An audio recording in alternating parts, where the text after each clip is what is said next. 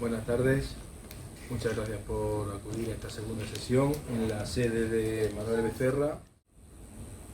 Como el otro día os decíamos en la clase de inauguración, la conferencia de inauguración, estas conferencias se deben a la financiación de la Eurasia Foundation from Asia en China. Tenemos una fundación, una institución que es claramente panasiática. Recordad, los que han tenido clase conmigo lo saben, que el asiatismo, es decir, que hay un asiatismo como un europeísmo, está prohibido, es palabra tabú, está vedado. ¿Por qué está vedado? ¿Por qué está prohibido? Está prohibido porque el asiatismo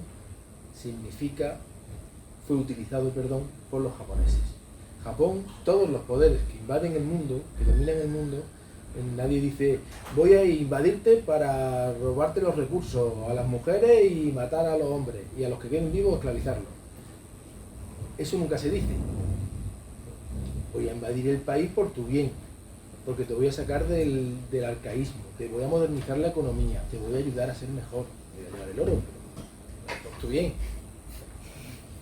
Y además, toda esa invasión debe tener un mensaje positivo, un soft power. ¿Cuál es el mensaje positivo que hicieron los japoneses cuando invadieron Asia en la Segunda Guerra Mundial? Vamos a crear un mundo asiático para asiáticos, el asiatismo. La gran esfera de prosperidad asiática. Vamos a echar a los blancos, a los europeos y a los americanos, y los asiáticos vamos a decidir nuestro destino. ¿Qué pasó? Que no era real, que los que decidían el destino eran los japoneses, y que los japoneses muy pronto, en cuestión de meses, se mostraron peores colonizadores que los blancos, mucho peores colonizadores que los blancos. Por lo tanto, no se puede hablar de asiatismo, pero sí de estos movimientos panasiáticos que buscan generar una prosperidad común desde Asia, pero estableciendo puentes con el mundo. Fijaos, Eurasia Foundation, no solo Asia, también Europa. ¿Por qué? Porque el asiatismo está prohibido. Está prohibido por la experiencia histórica. Porque esté prohibido así. Bien, mirad, el título que le he puesto, aquí lo tenéis en inglés, en realidad en castellano el título para mi ponencia es Las fronteras de Asia, estados y territorios en disputa. Y el subtítulo que es En búsqueda del camino hacia una coexistencia y paz, hacia la coexistencia y la paz en el mundo euroasiático. En realidad, quedémonos con la primera parte del título, las fronteras de Asia. Territorios y estados enteros en disputa. Esa es una idea que tengo plasmada en este libro, el libro de Historia de Asia Contemporánea y Actual, en su último apartado. Este libro es donde viene plasmada esa idea. Existen unas fronteras de Asia. Y esas fronteras de Asia no son unas líneas, son regiones más grandes que España y la península, países soberanos enteros, o países no soberanos pero existentes. Yo explicaré eso por qué momento.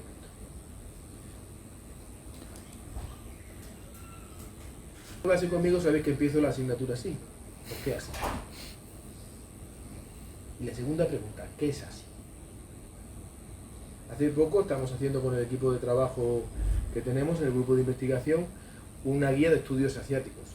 Y uno de los primeros epígrafes que yo puse en esa guía era ¿qué es así?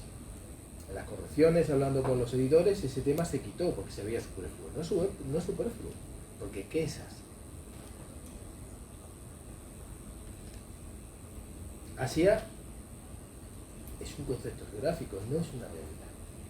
Voy a volver atrás. ¿Por qué Asia? Pues estamos aquí estudiando Asia porque Asia de pronto se ha convertido en el motor del mundo. Esto está financiado por una fundación asiática. Occidente, que es Europa Occidental y Norteamérica, pero que también es Europa Centro-Oriental y Rusia, y también es toda Latinoamérica. Occidente es de una manera sutil, de una manera light, de una manera casi imperceptible, pero es racista.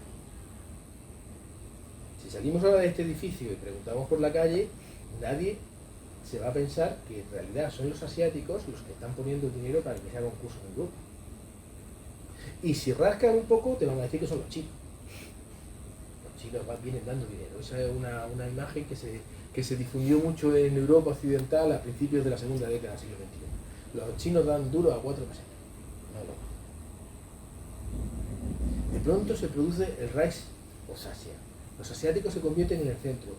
Luego lo veremos de nuevo, el sitio donde más gente vive, donde más se crece la economía, donde más comercio hay, donde más riqueza se está generando, donde aparecen clases medias. No es que la gente deje de ser pobre, como en China, 800 millones de personas que dejan de ser pobres. Es que hay 500, 600 millones de personas que han pasado a ser lo que se llama clase media. Y esa clase media es gente más rica que nosotros. Los que estamos aquí seguramente somos todos clase media. Si no, no estaríamos aquí. Bien vestidos en un edificio cubierto de maderas, en todo el centro de Madrid. Es que cuando tú hablas de clase media en China, ese chino en concreto de clase media gana más que vuestros padres y que yo. Luego tiene otras cosas que no son mejores, pero eso sí lo hace. Eso es lo que hace que todos estemos estudiando en Asia. Asia no solo es muy grande en población, muy grande en territorio y muy grande en crecimiento espectacular de la riqueza y de todo, y del comercio, y en consecuencia de la geoestrategia, sino que Asia al mismo tiempo es un continente que ha sido clave en el mundo. Las grandes civilizaciones del mundo son todas asiáticas. Entramos en un mundo, lo veremos luego ahora a continuación, de choque de civilizaciones, una nueva visión de cómo se mueve el mundo. El mundo se ha globalizado, pero se ha globalizado por segmentos. Y dentro de esos segmentos están lo que se llaman civilizaciones. Y dentro de esas civilizaciones, la china, la hindú, la japonesa, que es el subproducto de la China, son asiáticas. El Islam es fundamentalmente una civilización asiática. Nosotros como ibéricos los vemos todos iguales, como tenemos el norte de África, lo tenemos un poco más complejo, pero el norte de África es simplemente la expansión de una civilización asiática que nace en Asia. Por lo tanto, no solo es la parte más importante de población, más grande en territorio, más grande en crecimiento y en economía, donde se van a dar los principales problemas geoestratégicos del mundo, que de eso vamos a hablar hoy, sino que al mismo tiempo es el mundo donde nace nuestra forma de ver el mundo, de las civilizaciones. Fijaos, la civilización occidental, estos son ideas utópicas. Eso no quiere decir, esa idea que hay sobre cada civilización que os tengo dibujada en la PowerPoint, no quiere decir que en esas sociedades sean así todos, sino cuál es la idea motor. El mundo occidental, su idea motor es la libertad. ¿Dónde reside la libertad? ¿Dónde está la base de que nosotros digamos eso? Que vosotros me digáis, este que dice, este es un orientalista, desprecia a Oriente y por eso prima Occidente. No. El cristianismo. Es más, el judaísmo y el cristianismo. El dios cristiano es un bonachón. El dios hebreo era se está grabando, por lo tanto no lo voy a decir. El dios hebreo era malvado. Los que han estado conmigo en clase saben qué es lo que hubiera dicho. El dios hebreo era malvado, era vengativo, era de Santo Job. Una vez vi una película de unos judíos norteamericanos que representaban la vida de Santo Job y que había que ser muy paciente para aguantar a Dios, a Yahvé, al uno, al único. Era el tío que se meneaba le pegaba un martillazo. No era como Alfonso Guerra, aquel líder socialista de la época que dijo el que se mueve no sale la foto. No, el que en la época hebrea el que se movía, rayos del mundo convertido en sal partido por dos. Entonces, con un Dios tan vengativo y tan justiciero, tan draconiano, los judíos creyentes, los píos le preguntaron, pero hombre, Yahvé, ¿cómo permites que haya gente que no cree en ti si eres omnipotente? Y Dios le dijo, porque quiero daros una virtud, quiero daros una cosa, porque soy omnipotente y yo he elegido daros el libre albedrío, la libertad de conciencia, que puedas elegir creer o no. Y eso se refuerza en tiempos de Roma con el cristianismo. Cuando le van a quejarse a Jesús de que ha curado o ha ayudado a un publicani, a un cobrador de impuestos, todos los que están en torno a Jesús son resistentes antirromanos contra el imperialismo romano. Y le dicen, pero ¿cómo puedes ayudar a este colaboracionista de los romanos que viene a explotar a nuestro pueblo? ¿Cómo dices que se paguen los impuestos? Y cuando dice aquello de a Dios lo que es de Dios y a César lo que es de César. ¿Eso qué implica? Que en la base civilizatoria nuestra tenemos la libertad de pensamiento, indiscutible porque Dios quiso dárnosla, y la separación de iglesia y Estado. Eso no lo hay en el Islam, donde son sociedades teocráticas. Occidente ya no cree en Dios, ninguno creemos. Por lo tanto no entendemos tampoco el Islam, una sociedad donde Dios sigue siendo el centro. Por eso lo que está escrito en un libro del año 600 se tiene que respetar. ¿Por qué se visten las mujeres así? Porque lo dice el Corán, pero es que el Corán lo escribieron en el año 600 y ya no hemos modernizado. Eso lo dirás tú que no crees en Dios. Si ¿Usted cree que lo dijo Dios? El tiempo es un mero detalle. Luego tenemos las civilizaciones asiáticas. Las dos fundamentales, la china y la hindú. La civilización china, digamos así, es la confuciana y se basa en los conceptos de autoridad sobre la comunidad. El concepto básico es la autoridad. Una autoridad por la virtud. El gobierno, el profesor, el padre siempre es virtuoso. Es mejor que tú porque es virtuoso. Con esa autoridad ilimitada, que solo está limitada por tu propia virtud, se aplica sobre una sociedad comunal. Y la civilización hindú. Ahí tengo puesto diversidad. Tengo puesto diversidad porque soy un cobarde. ¿Qué debería poner? Desigualdad. Eso tampoco lo entendemos aquí. Nos encontramos, mejor dicho, con una civilización que divide a los seres humanos en categorías diferentes y además ordenadas de más puro a más impuro, de mejor a peor. Y no se puede cambiar. Y no se puede cambiar con tus hijos. Y aunque te hagas rico, sigue siendo un impuro. Es una visión absolutamente distinta. Por eso vamos a tener tantos problemas con la aplicación de nuestros derechos humanos. Porque nuestros derechos humanos se basan en la filosofía, en la visión judío-cristiana del mundo. Todos somos hijos de Dios. Por lo tanto, al final del camino, aunque haya cacique, rico y pobre y tal, y siempre lo haya, todos nacemos desnudos y nos morimos solos. Todos somos iguales porque somos hijos de Dios. Eso en la India, por ejemplo, no existe. No es verdad. Y en China da igual, porque tú no eres tú, eres la comunidad. Que tú nazcas y te mueras es un detalle nomás. Bien, fijaos. Asia, centro de mayor parte de la población del mundo, una extensión territorial enorme, una mayor parte del Producto Interior Bruto del mundo actual, además en un crecimiento espectacular, problemas geoestratégicos que veremos ahora, y encima una de las principales civilizaciones que hay en el mundo. Aquí tenéis una diapositiva que habla de eso, de la fábrica del mundo y de los problemas geoestratégicos que va a haber en Asia, que en este primer momento son fundamentalmente los dos principales titanes que se van a enfrentar, India y China. ¿Qué es Asia? Asia es un concepto geográfico. Por lo tanto, antes de empezar a hablar de las fronteras de Asia, tenemos que hablar de qué es Asia. Asia es un concepto geográfico gigantesco que va desde Siberia hasta el Ecuador prácticamente. Desde los Urales hasta la isla de Kamchatka, la isla de Sajalín. Tiene selvas, tiene de todo. Ahí tenéis los datos, eso no aporta nada. Pero en realidad en Asia hay 5 conjuntos geohistóricos absolutamente distintos. Otra cosa que aquí en Occidente tampoco se entiende. La diversidad cultural que puede haber en Asia, en macroregiones, como vamos a ver ahora, y dentro incluso de países, estados y microregiones. ¿Qué tenemos en esta diversidad? Pues si quitáis lo de arriba, que es lo azul, que es Siberia, eso es Rusia, por lo tanto es Occidente. El mundo occidental acaba en la península de Kamchatka, que supongo todos que conoceréis, que es esta. No sé si se ve aquí, ahí sí se ve. Bueno, acaba aquí, en el estrecho de Bering, donde conecta con América. Eso es Europa. Hasta aquí llega Europa de hecho, no geográficamente. ¿Qué tenemos? 5 regiones. 5 regiones que son el mundo del Extremo Oriente, el mundo suroriental, el mundo del sur de Asia, el mundo del Asia Central y el mundo del occidente de Asia. Primera región, Asia Oriental, el Extremo Oriente. Esta es la mayor parte de la civilización confuciana, no todo. ¿Y qué tenemos ahí? A Mongolia, a China incluyendo Taiwán, a Japón, a las 2 Coreas y a las 2 Coreas. Ese es un bloque civilizatorio unitario. La profesora Khan remarcó mucho que hay una tremenda diferencia lingüística entre el chino, el japonés y el coreano. No hay nada en común más allá de la letra. El mongol incluso escribe en cirílico.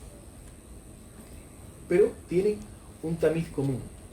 Para nosotros son todos chinos, una visión muy racista, por cierto, y todos tienen la base confuciana. ¿Cuál es el segundo mundo? El del Asia meridional. ¿Cuál es el Asia meridional? Pues el Asia de herencia británica, el sur de Asia. Es el Raj de la India británica y sus marcas fronterizas. ¿Ahí qué tenemos? Tenemos a la India, a Pakistán y a Bangladesh, que se segregaron de la India, a Sri Lanka, que es la isla de Ceilán que siempre ha estado pegada a la India, a Birmania, a Afganistán con aquellas condiciones porque es un mundo en transición, a las Islas Maldivas, bueno, a los estados himalayos, Nepal y Bután. ¿Qué tienen en común? Pues su origen hindú, aunque muchos sean islamizados, el pertenecer a ese mundo hindustani. El siguiente mundo es el del sureste asiático. Este es un caos, desde el punto de vista occidental. 10 estados que tienen 10 naciones principales, un montón de pueblos por dentro. 10 estados cambiados por la historia. 10 pueblos, 10 estados conformados sobre 10 pueblos distintos. Tenemos a los vietnamitas, que son confucianos. Esos 10 pueblos distintos luego tuvieron unos colonialistas distintos, con lo cual a esa diferencia de inicio le sumaron la diferencia impuesta por los colonialistas. ¿Qué tenemos? Vietnam, confucianos. Chinos del sur que nunca quisieron ser chinos. 1000 años luchando para liberarse de China, 1000 años resistiendo la próxima invasión de China. Esa es la historia de Vietnam. Nanjue, Yuenam. Los de Cantón se llaman los Yue. Si tú rascas en internet es muy difícil ver de qué familia pertenece la lengua vietnamita. Y no se habla nunca de su relación o no con el cantonés. O sea, un pueblo confuciano, profundamente significado, pero que se ha basado toda su historia luchando para no pertenecer a un estado chino. Luego tenemos Camboya, Laos, Tailandia, Birmania, pueblos budistas. Laos y Camboya cayeron bajo la presión francesa, dentro de Indochina, y siempre han estado muy pegados a Vietnam. Los laosianos son como los birmanos, hablan la misma lengua, pero prefieren estar con los vietnamitas antes con los birmanos. Y los camboyanos son el antiguo pueblo que dominaba todo el sudeste asiático y que han sido empujados hacia el sur en una especie de conquista por los otros pueblos. Y luego tenemos Tailandia, el único pueblo que permaneció independiente durante la época colonial. ¿Por qué? Pues porque el imperio francés ocupó Indochina y los británicos desde la India ocuparon Birmania. Para evitar chocar, dejaron ese estado independiente como colchón. Igual que Afganistán se quedó entre el imperio ruso y el imperio británico. Era para no tener roces. Y luego Birmania, un pueblo budista, hipernacionalista, un estado multiétnico donde los Burma, los birmanos, por eso se llama Myanmar, dominan a los demás. Y donde la identidad nacional se basa en el budismo. Pero es que luego también tenemos pueblos musulmanes. Malasia, Indonesia y Singapur, modificados y separados por los colonialistas. Malasia se quedó con los ingleses y es un país totalmente artificial, hecho de recortes. Las colonias de los estrechos. Aquí tenéis Malaca, y esta parte de Borneo. Un pueblo malayo que habla malayo, separado del resto de los pueblos malayos por el colonialismo inglés. Tenemos Indonesia. ¿Cuál es la diferencia? La lengua es la misma, se llama distinto, pero es entendible. Que en Indonesia los que ocuparon el territorio fueron los somalis. ¿Y qué pasó con Singapur?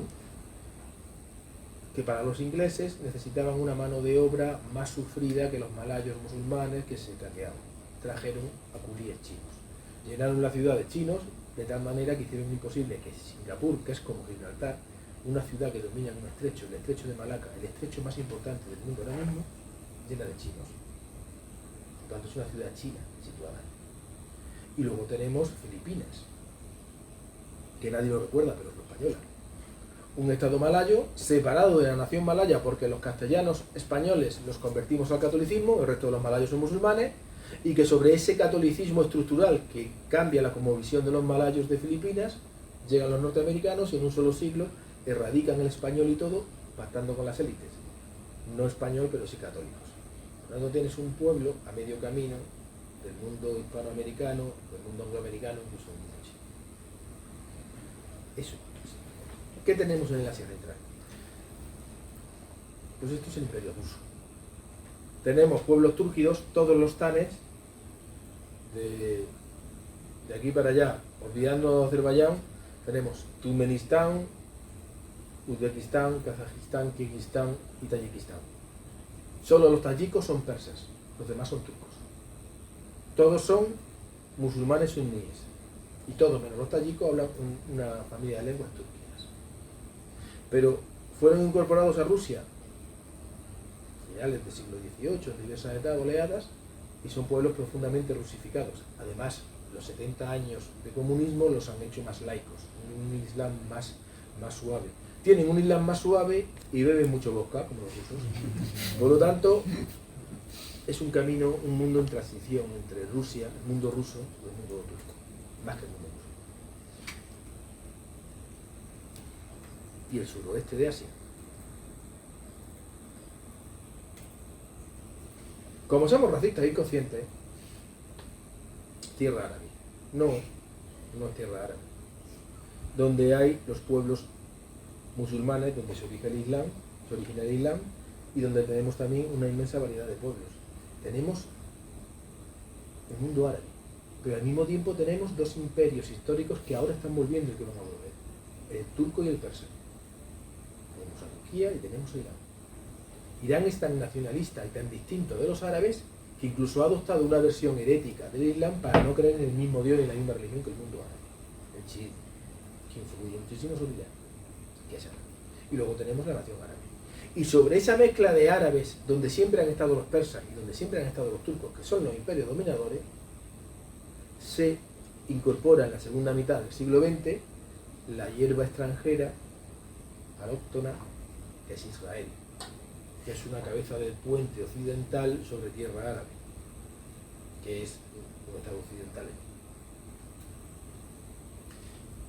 que es Asia.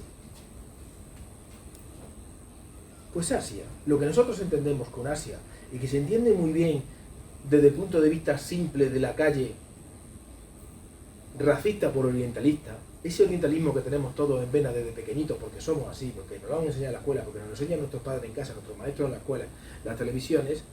Asia son los chinos. ¿Y quiénes son los chinos? Las personas humanas que tienen el pasaporte de la República Popular China. No. Los chinos son todos los que tienen los ojos así. ¿Qué quiere decir? Que Asia para nosotros en nuestra cabeza es la República Popular China, es el Asia, el Extremo Oriente y el Sudeste Asiático. ¿Qué es también Asia? El Asia meridional, el Asia indostánica.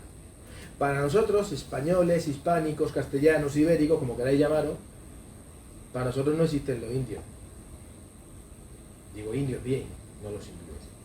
Para nosotros el pueblo indio, los indostánicos no existen. Ahora, si tú ves una noticia en España, en un periódico español, de, no sé, voy a decir, para no decir una cosa negativa, un equipo de hockey asiático ha ganado el campeonato mundial de hockey. Todo el mundo va a pensar en gente con cara asiática, con cara mongoloide. En Inglaterra, en el Reino Unido, en la Gran Bretaña no. Un equipo asiático en Gran Bretaña puede ser perfectamente un equipo formado por hindúes o por pakistaníes. ¿Qué es Asia culturalmente? Lo que no está conectado con el Mediterráneo. ¿Qué es esto? El Oriente Medio que deciden los telediarios. Esto es cultura mediterránea pura. Aquí es donde surge nuestra religión, aunque ya seamos ateos, todos somos de raíz, todos los presentes creo, pero quizás algunos, todos somos de raíz cristiana. Aquí surge nuestra religión, aquí surge el judaísmo, aquí surge el Islam, aquí conocen el aceite de oliva, aquí tienen el calor y las estaciones que tenemos nosotros, y el olivo y la retama, y el jabalí, aunque en aquella zona no se lo coman. Esto es el mundo mediterráneo. Es nosotros.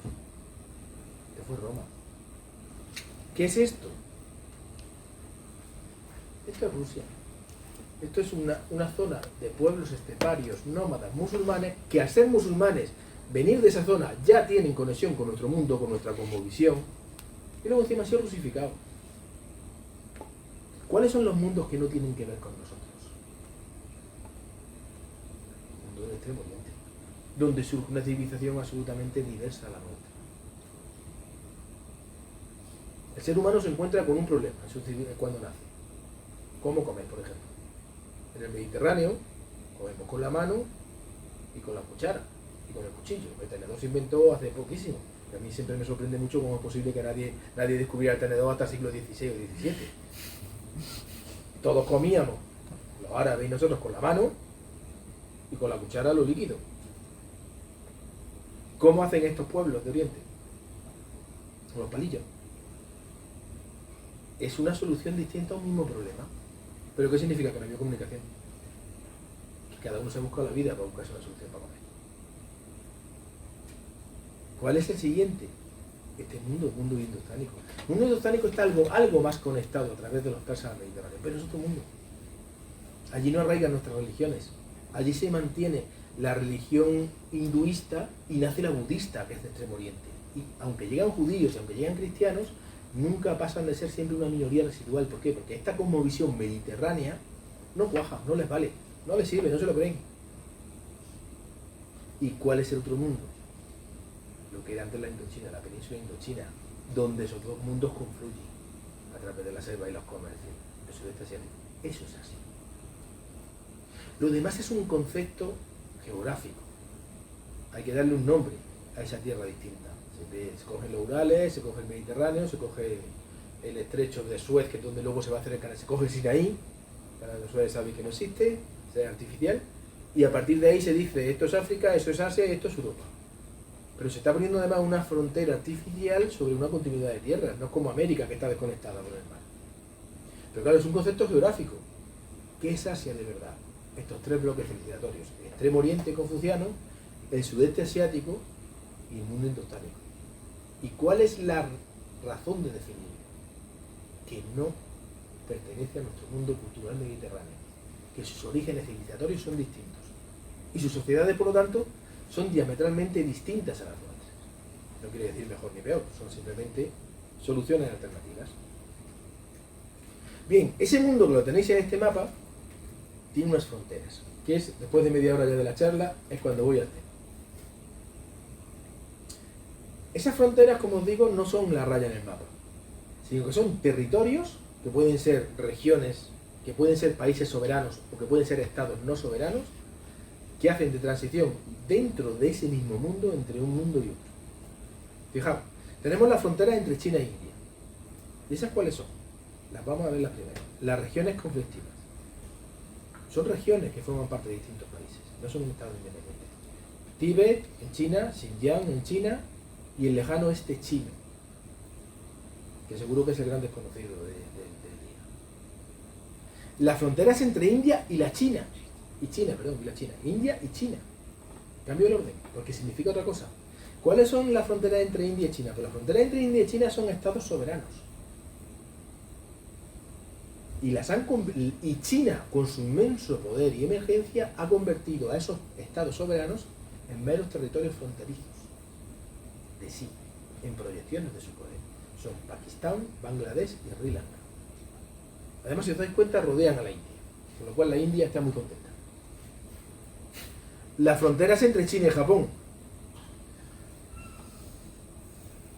Corea del Norte no se va a unificar en la vida, Corea no se va a unificar en la vida, yo lo adelanto.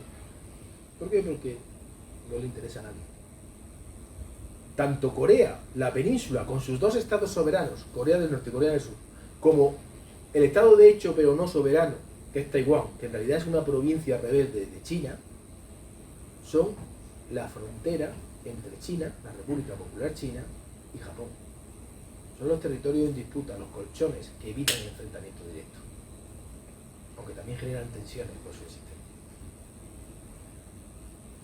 Y la frontera entre China y Rusia, Mongolia, uno de los estados más frágiles que hay ahora mismo en el mundo y de cara al futuro.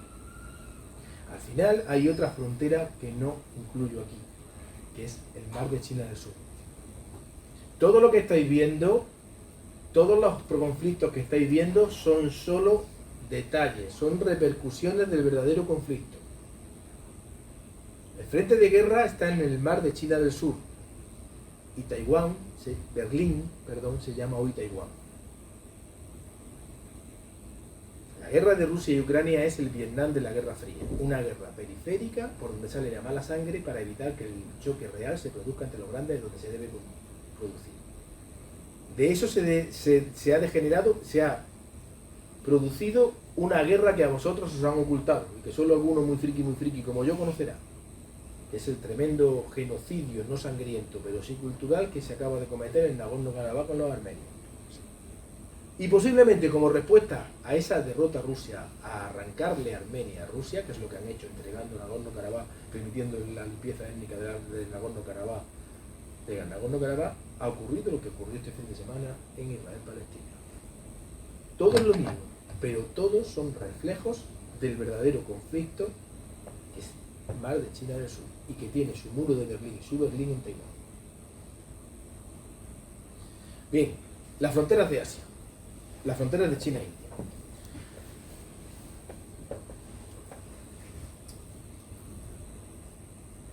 Ahí tenéis los tres mapas en los que os explico lo que es Asia geográficamente. Esto es Asia geográficamente. Aquí lo tenéis descontextualizado del resto del mundo. Y aquí en rojo, con esto que necesito abajo, lo que es Asia culturalmente. El continente asiático en su contexto mundial, el continente asiático solo, sin el contexto, y lo que yo considero Asia y defiendo en los libros que es Asia. Esas civilizaciones que han crecido, nacido y desarrollado al margen del mundo mediterráneo de nuestra influencia. Pues mirad, los dos grandes colosos que hay en Asia son China e India. Y en los mapas de hoy en día están súper cerca y tienen fronteras. Pero eso es una ficción cartográfica. Los indios y los chinos están tan lejos y siempre han estado tan lejos que a ambos lados del Himalaya se han generado razas de seres humanos distintos. Los humanos somos todos iguales, pertenecemos a una sola especie, por eso cuando nos encontramos, nos atraemos y nos reproducimos y nuestros hijos son fértiles. Da igual que te cases con uno que te cases, perdón, que antiguo soy. Da igual que llagas, no sé si llagas tampoco sé. Da igual que tengas algún tipo de contacto más allá de la amistad con un aborigen australiano o con un indio norteamericano, que tus hijos van a ser fértiles. Somos una sola especie. Ahora, ¿cuántas generaciones de indios de China han estado casándose con sus primas y sus cuñados para que se genere a ambos lados de la montaña gentes con caras distintas? China en realidad está muy lejos de la India. Lo que había en medio era nada. Por eso los indios necesitan misiles muy potentes para poner las bombas atómicas en Pekín. Los chinos no tienen esa necesidad, porque se suben al Tíbet y le tiran la bomba entre cuatro y le caen en él. Pero es que está muy lejos. Os digo esta tontería para que entendáis que está muy lejos. Bien, ¿qué ocurre? Con el tiempo esas distancias se han acercado y se convierten en estados modernos con fronteras. En la historia se produce una cosa que es el colonialismo en el siglo XVIII y XIX. Y los británicos crean un estado colonial en la India que se llama el Raj de la India, que aprovechando el colapso del imperio chino, mueve las fronteras de la India histórica cientos de kilómetros al norte. La línea McMahon. ¿Eso qué implica? Que hay una continua querella territorial entre China e India. ¿Por qué? Porque los británicos mueven las fronteras a través de un acuerdo con el gobierno independentista de Tíbet. En el momento que el imperio chino colapsa, Tíbet se independiza. Y con ese gobierno independiente, con el Puigdemont tibetano de 1911, el gobierno francés acuerda modificar las fronteras internacionales y avanza hasta Barcelona. Luego el Estado español se reconstituye y dice, ¿qué leche es esto de que Barcelona sea una ciudad francesa? Pues eso es lo que pasa. Pero por encima de ese movimiento de frontera, esa tensión que hay entre los dos imperios, entre los dos estados imperios, ambos estados son algo distinto a nuestro concepto de Estado-nación, imperio. Lo que tenemos es una serie de regiones que están a caballo geográfico de ambos imperios históricamente y que son los lugares de fricción. Y en medio también hay dos estados soberanos, Nepal y Bután. El primer conflicto, y el que más conocéis, sobre todo gracias a este hombre de pelo canoso que hay ahí detrás, el señor Richard Gere, por lo menos entre los de mi generación era muy famoso, no sé si ya para vosotros está un poco de modé, es el conflicto del Tíbet, o Tibet. En chino Tíbet se llama Nuevo Tesoro, porque es una provincia incorporada tardíamente. Y Xinjiang, que es el siguiente caso que vamos a ver, se llama Nueva Provincia, significa Nueva Provincia. Bien. Aquí os digo que el Tíbet es más conocido gracias a la inmensa fama que ha obtenido el Dalai Lama, el jefe espiritual del pueblo tibetano, el jefe espiritual del budismo en la rama tibetana, que es distinto de otros budismos, y su asociación con estas celebrities de Hollywood, como Richard Gere, que le ha dado una presencia mundial enorme. Gracias al Dalai Lama, la gente cree que el budismo es pacífico. Gracias al Dalai Lama y a la posguerra en Japón con el budismo zen, otro día hablamos de eso si queréis, Todos creemos, así también a brochazo gordo, que el budismo significa paz, relax. Que se lo pregunten a los rojiñas en Birmania lo que significa el budismo, nacionalista. Pero bueno, aquí no vale. ¿Cuál es el problema con el Dalai Lama y con el Tíbet? Pues el problema del Tíbet es, como os digo ahí, el problema de la transmisión de conceptos occidentales a un espacio donde no son aplicables. El Estado-Nación surge en Occidente. Surge sobre nuestra base civilizatoria y además evoluciona con la Revolución Francesa. Ese Estado-Nación, es decir, hay un pueblo, que eso los españoles no lo entienden, por eso somos estatalinos, eso va para mis alumnos. Hay un pueblo, una nación, que luego genera un ente administrativo, que es su Estado. Y hay un Estado que es Estado-Nación. Cada nación tiene su Estado. Y ese Estado-Nación es soberano. Y la soberanía reside en el rey o luego en el pueblo. Eso vale aquí. ¿Qué ocurre? Tíbet es un reino teocrático de fronteras difusas que en realidad no solo esta es la región autónoma de Tíbet y esto es la región autónoma de Tíbet y la región de Qinghai. Realmente el Tíbet histórico son estas dos regiones. Son unas montañas altísimas donde vive poquísima población y muy dispersa. Aislado del mundo. Con unos ritos religiosos y funerarios absolutamente distintos de cualquier otro pueblo. Ese reino teocrático, gobernado por un sumo sacerdote, que es el Papa, es un sumo sacerdote, el pontífice máximo. Ese líder religioso que se reencarna de generación en generación y que al mismo tiempo es el líder político, digo lo del Papa para que penséis que no son cosas extravagantes, que eso también lo hacemos nosotros. Ese líder religioso, al mismo tiempo jefe de Estado, se mantiene independiente a lo largo de los siglos, pero tiene una especie de relación de vasallaje, Estado tributario, con el Hijo del Cielo, que es el emperador chino. Los chinos no entienden su imperio como un imperio, sino que el imperio chino es el mundo entero. Todo bajo el cielo pertenece al Hijo del Cielo, que es el emperador. Y los estados de alrededor, donde no hay administración directa china, reconocen el dominio chino a través de los tributos. Por lo tanto, ese estado independiente sacro de las montañas, donde mandan los monjes budistas encabezados por sus pontífice máximo, que es el Dalai Lama, a lo largo de la historia paga tributos, rinde vasallaje, digamos nosotros, al imperio chino. Por lo tanto, cuando llega el concepto de Estado-Nación, los chinos dicen, Tíbet es una región de China porque pagaba tributos. Ese concepto de soberanía incluye Tíbet. ¿Qué ocurre en 1911? Se hunde el emperador. Todo bajo el cielo ya no pertenece al Hijo del Cielo. Y empieza un periodo de división interna en China, donde hay muchos que quieren ser emperadores. Y donde al mismo tiempo emerge el concepto republicano, es el imperio. En ese periodo de anarquía, muchas partes de China se independizan. Y Tíbet se independiza Mongolia, y se independizan territorios de chinos Han. Todo se va reunificando. Tíbet y Mongolia son los que quedan como residuos más independientes. Y en ese momento, el Reino Unido, Inglaterra, que es la India, que está en la India, reconoce la independencia de Tíbet. Establece embajadas, manda tropas, mueve las fronteras hacia el norte y se asegura que Tíbet siga existiendo como independiente hasta 1950. La República de China, con Chiang Kai-shek, jamás fue capaz de retomar el control de Tíbet. Hay una película muy buena para entender esto, sin necesidad de leerte 5 libros, es la de Brad Pitt de 7 años en Tíbet. Tíbet se mantiene independiente.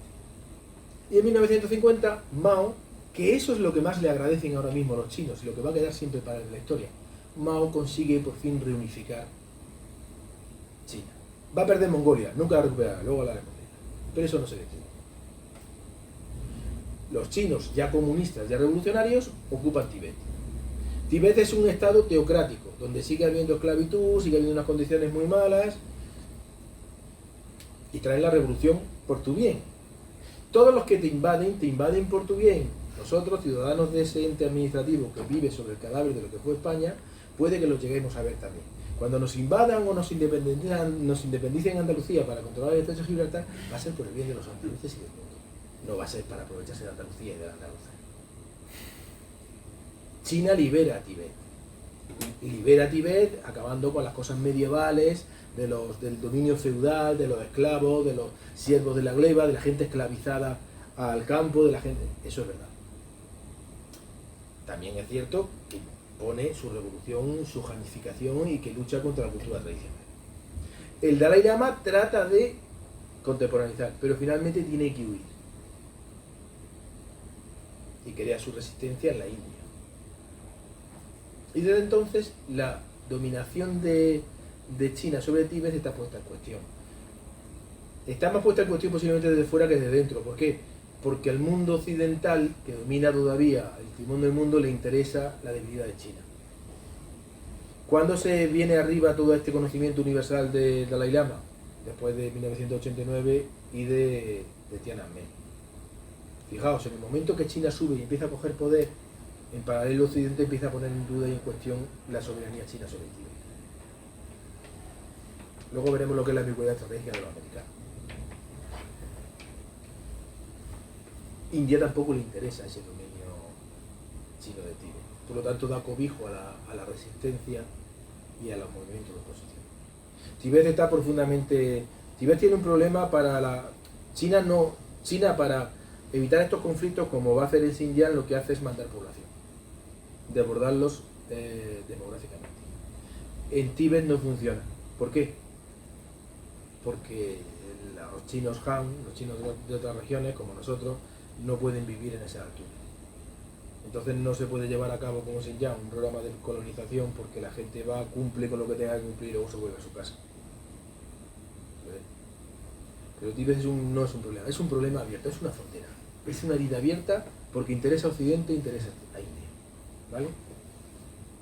La siguiente gran región, que también es China, es Xinjiang. Antes se llamaba el Turquestán Oriental. Esta región autónoma está poblada desde origen, bueno, de origen no. Esta región autónoma es clave para el acceso de China al centro de Asia. Por lo tanto, China ha estado en esta región siempre, desde al menos el primer emperador, y la dinastía Han ya estableció un cierto control sobre esta región. La dinastía Tang ya lo estableció completo. China siempre que puede, siempre que China está fuerte, se alarga hasta el Turquestán Oriental e incorpora Xinjiang a lo que es China. Fijaos, los chinos Han, que son lo que realmente son los chinos, viven aquí. Esto es Tíbet, no se puede vivir por las alturas. Y estos son los desiertos mongoles. Pero el pueblo chino, que es el pueblo Han en esencia, llega hasta aquí. Cada vez, este pasillo siempre lo han controlado, siempre, desde el primer emperador. Y cada vez que China está fuerte, todo Xinjiang cae del lado de China. Mirad, eso es un desierto, donde la gente vive en ciudades oasis. En un momento dado, con el cambio de los siglos, pueblos nómadas, el pueblo mayoritario que se asienta ahí son los uigures. ¿Qué son los uigures? Pueblos túrquicos, de una lengua túrquida muy parecida al uzbeco. No se parece al kazajo y al kirguís que están justo al lado, sino justamente se parece al uzbeco. Musulmanes suníes. Un pueblo que yo lo digo en clase, en las clases normales del grado, que tengo aquí alumnos de ello, un uigur cualquiera está más cerca de mí o de Angela Merkel que de Xi Jinping o del embajador chino en Madrid, culturalmente. Un uigur come con la mano con cuchara y con tenedor, como nosotros, no comemos palillos. Un uigur come pan y cordero. Los chinos comen cordero, pero no comen pan. Un uigur cree o ha dejado de creer en un solo Dios y en el cielo y en el infierno. Los chinos Han no creen en el cielo y en el infierno como nosotros, ni en un solo Dios, ni han dejado de creer en un solo, ni son ateos que vienen del monoteísmo. Es que el mapa engaña, esto está muy lejos. China, fijaos, China es esta pancita, esto es China. Lo demás tierra conquistada. Por eso los indios necesitan misiles, vuelvo, muy largos, porque tienen que lanzar la bomba hasta aquí. Todo esto no... ¿Qué ocurre en Xinjiang? Pues lo que ocurre en Xinjiang es que ese pueblo mayoritario, China cómo funciona. En ese pueblo mayoritario no es único. Hay otros pueblos túrquicos, hay kazajos, hay kirguisos, hay tadjikos persas. Hay incluso una minoría de rusos que vivieron de la Revolución Rusa y dejaron su familia allí. China reconoce en plan de igualdad a todas esas minorías étnicas y envía muchísima población Han. Los chinos son los Han, que nosotros entendemos como chinos, y también población Hui. ¿Qué es la población Hui? Una minoría étnica de chinos Han que históricamente se han convertido en Islam, para que hagan de intermediadores entre los musulmanes suníes túrquidos y los chinos Han. Pues tenés unos musulmanes Han suníes. Y ahora mismo la situación está equilibrada. Es tan importante esta zona que cuando en la guerra entre India y Pakistán, China apoyó enormemente a Pakistán y posiblemente le haya ayudado a nuclearizarse, Pakistán graciosamente le regaló este punto que tenéis aquí, que es un pequeño valle, a Sky Chin, que es el que le hace de conexión entre Tíbet y Xinjiang. Es un territorio que la India considera propio y que Pakistán regaló a China para que pudiera tener comunicación. Fijaos lo que debe ser la geografía. Toda esa frontera no vale. Lo único que vale para comunicar estas dos regiones es este punto verde clarito. ¿Cuál es la situación actual en Xinjiang? Muy mala. Además, Occidente está haciendo mucha propaganda sobre ello, porque que no se os olvide, estamos en una guerra. El síntoma de la guerra es la guerra de Rusia en Ucrania, la invasión de Rusia en Ucrania, y otros síntomas secundarios en lo de Armenia, lo de Israel, pero la guerra real está en torno al mar de China del Sur.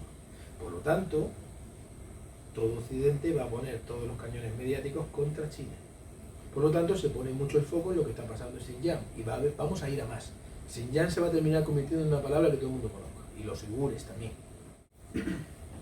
¿Qué ocurre? La población Han y Hui ya es más que la población uigur en Xinjiang.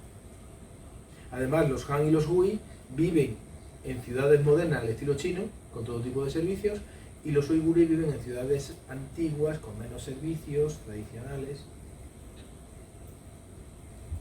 Está provocando un enfrentamiento no solo cultural, sino que se empieza a ver diferencias económicas entre los que han venido del este y los que han venido. Como en todos estos sitios va a pasar, en algunos lo contaré y en otros no, se ha producido una mutación de un movimiento independentista así, uigur, marxista y revolucionario, a un movimiento identitario islámico. Lo cual China reprime ese movimiento independentista no como independentismo revolucionario laico, sino como un movimiento islámico perverso, como todos los movimientos de fanatismo islámico.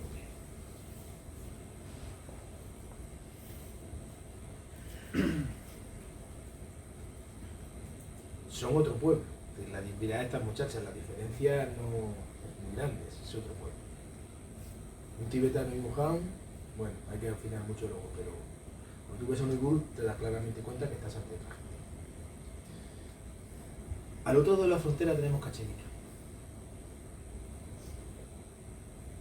Para no hablar tanto, ¿a alguien le suena la palabra Cachemira? A ver, todos tenemos algo, o hemos tenido, o nuestras madres han tenido algo de Cachemira. ¿Qué? Involuntario. Claro. Cachemir. Cachemira es una región en el norte de la India, y lo tenéis en el mapa de abajo. Es un reino histórico. Los cachemires.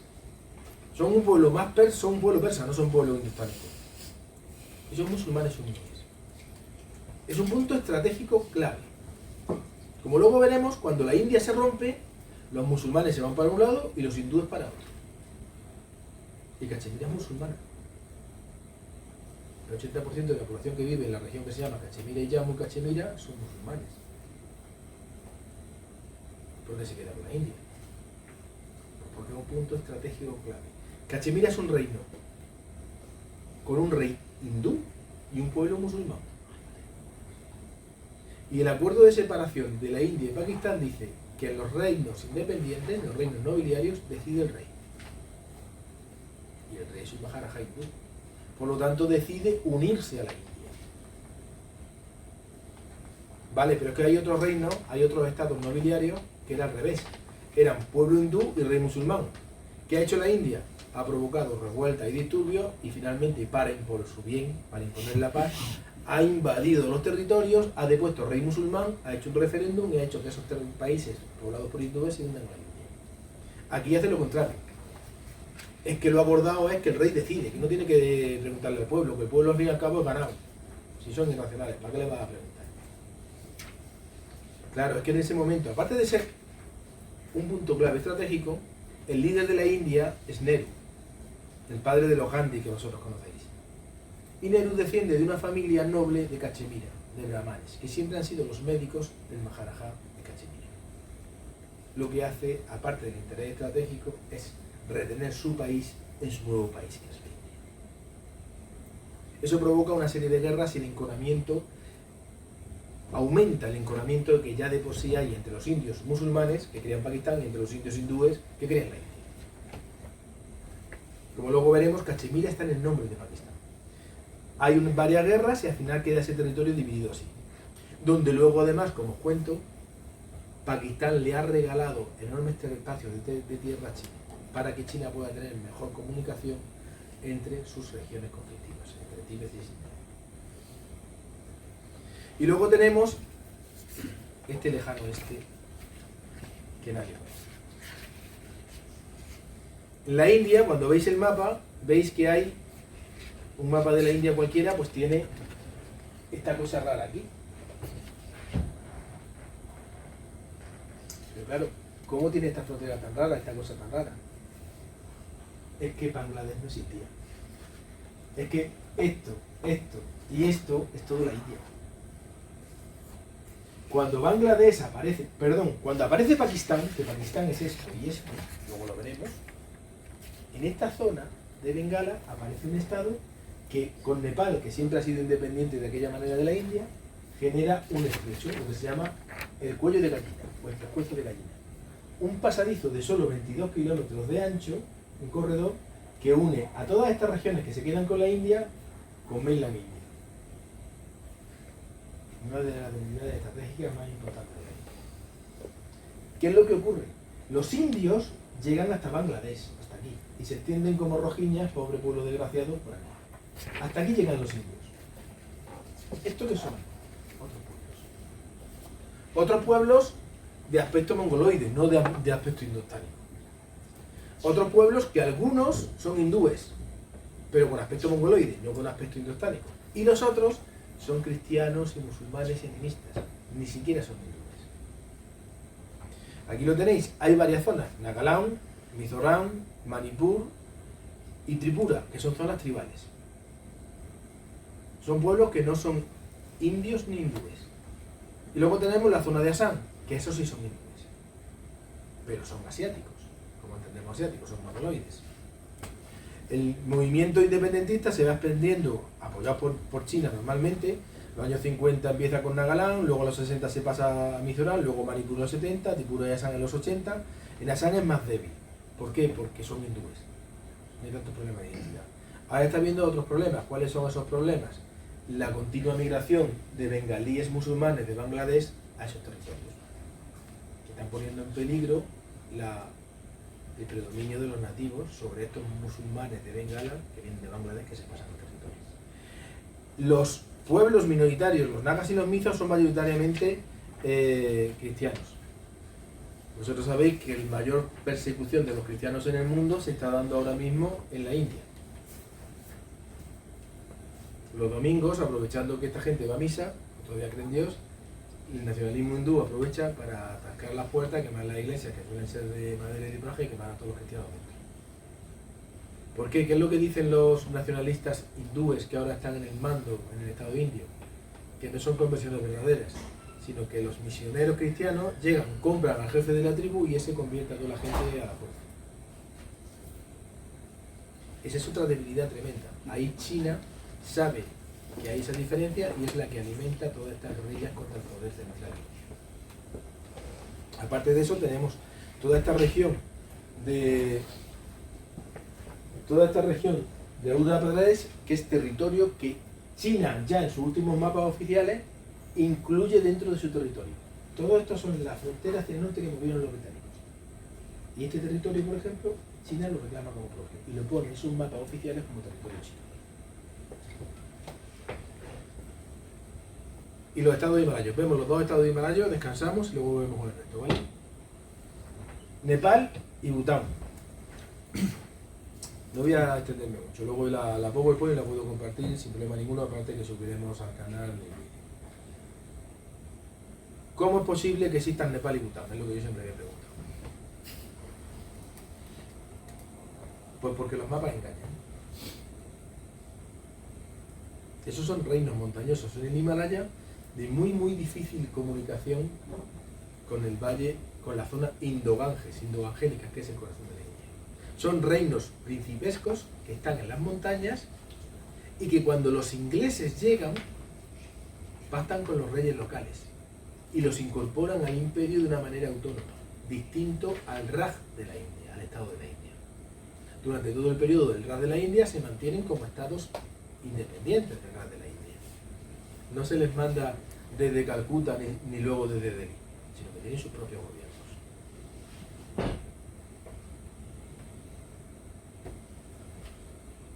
Paréntesis, aunque se esté grabando. La estoy jugando, chicos. Los que van a clase saben que me la estoy jugando, porque cuando lo decía vosotros solo me escuchabais vosotros. Bueno, me escuchaban algunos, no se me oía. Analizar la realidad actual. Yo tengo una línea de Twitter que pongo, pero como nadie se ha visto, hashtags, pero como nadie se ha visto, y pongo imágenes sin palabras. Y hay una imagen en la que está la bandera del Raj de la India y de la Unión Europea. Los ingleses no conquistaron la India, llegaron allí, mataron hasta la punta, y ahora esto es mío. No, que no funciona así. Los castellanos / españoles tampoco lo hicieron así en Tenochtitlan. Cuando llegaron los castellanos dijeron, estos son muy malos y huelen muy mal y todo lo que tú quieras, pero es que eso se comen a los niños. Valoras. Es que son muy malos y te van a cambiar la lengua y todo. Sí, pero es que eso se comen a los niños, que tú no te acuerdas, pero a mi doncella se la llevaron, a mi hija de 14 se la llevaron en la guerra florida pasada. O sea, los imperios no van así, porque si vas así, ningún poder se sostiene sobre la alma. A Europa, con Estados Unidos, le está pasando lo que a la India con el Reino Unido. Los ingleses entraron en la India, ganaron unas cuantas batallas, machacaron a 2 o 3 que se pusieron chulitos, sí se resistieron, y el resto no hubo que machacarlos, porque ya vieron lo que le habían hecho a los de al lado. Es mejor pactar, te quedas con tus competencias internas, tú respetas al Maharaja, sus leyes internas, si quieren quemar a sus mujeres que las quemen, que no quieren conocerlo, que no lo coman. Tú respetas al rey y a la aristocracia, las leyes internas y el gobierno interno, y te quedas para ti como imperio la política exterior y el ejército y la macroeconomía. Luego si en ese pueblo no quieren comer cerdos, cosas malas que tienen. Así lo hicieron. Por eso, cuando llegan a las limes exteriores de la India, del Himalaya, se encuentran unos estados previos. Nepal es un estado que, como veis por ahí, Nepal es un estado muy curioso. Es multiétnico, pero la mayoría de la población es indoeuropea y la lengua es parecida a las lenguas indoeuropeas de la India. Luego tienen población tibetana, Serpa, Gurkha, población asiática. ¿Por qué existe? Pues porque cuando llegan no existe como Estado, lo tenéis ahí hasta 1768, enseguida llevan los ingleses, entran en guerras con ellos, les vencen las guerras, los dejan como asociados, y cuando la rebelión de los cipayos, los Gurkhas, las tropas de élite de los nepalíes, colaboran para reprimir la rebelión de los cipayos de la India. ¿Qué es la rebelión de los cipayos? Lo que ahora se llama el motín de la India, porque cipayo se ha convertido en una palabra estigmatizadora. En 1857 estalla la guerra de Crimea, que es exactamente lo que tenemos ahora mismo.